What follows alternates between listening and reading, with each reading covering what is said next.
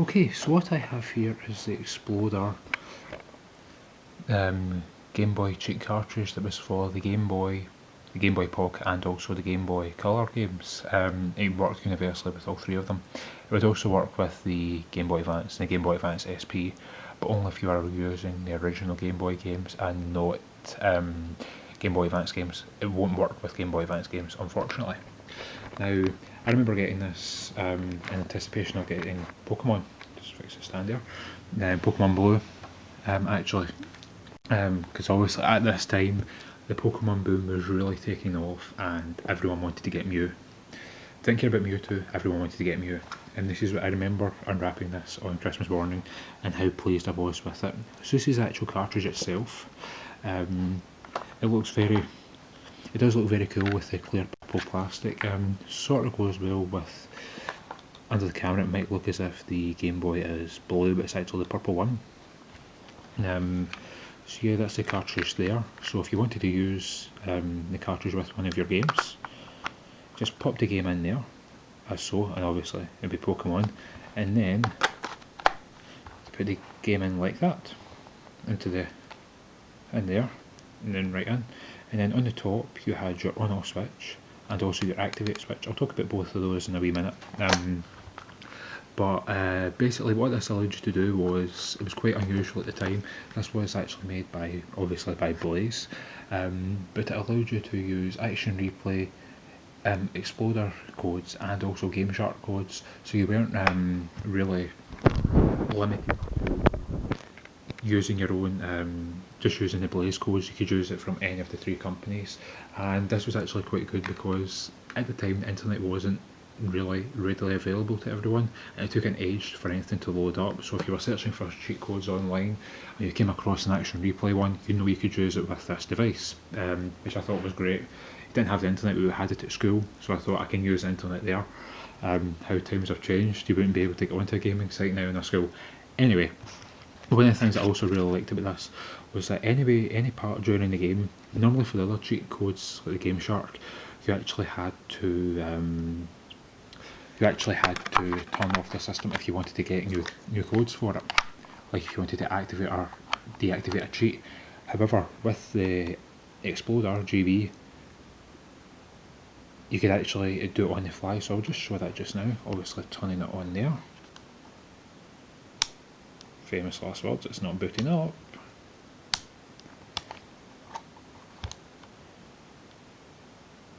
That's it now. So this will just boot up because it's already turned on and it's bricked it. This would obviously happen with from time to time. Yep.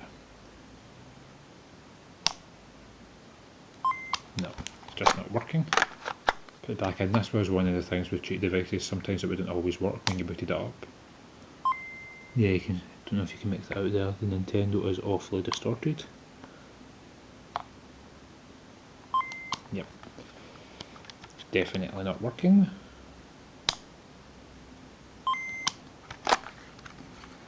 For some reason. See if the game's actually working. Yep, game's working perfectly. So it must be this.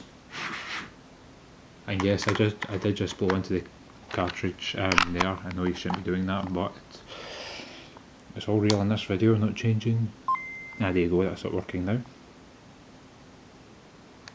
Forgot to turn the cheat cartridge on. That's it, it's working now.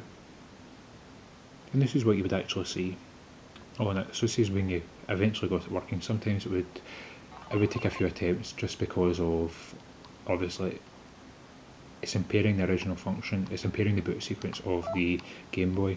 So here you can select your cheats.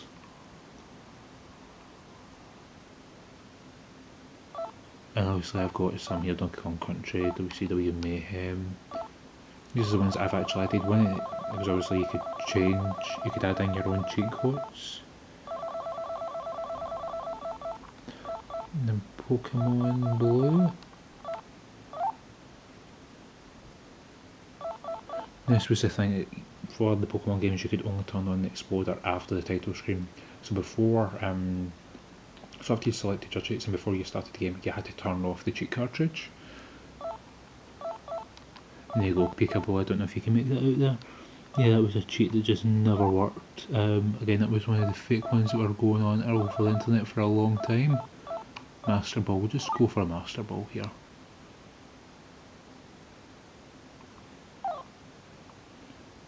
And then starting up the game. Then just turn this off here.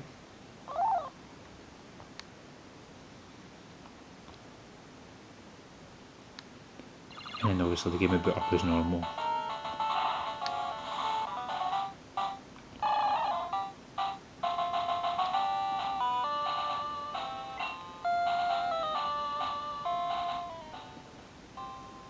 And then turn on the cheat here.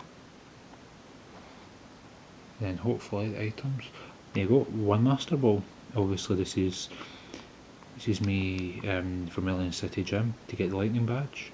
And I've got a Master Ball. Now, as I said, you could activate cheats on the fly or turn them off just by pressing the activate button.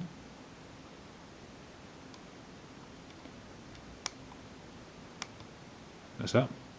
And then that way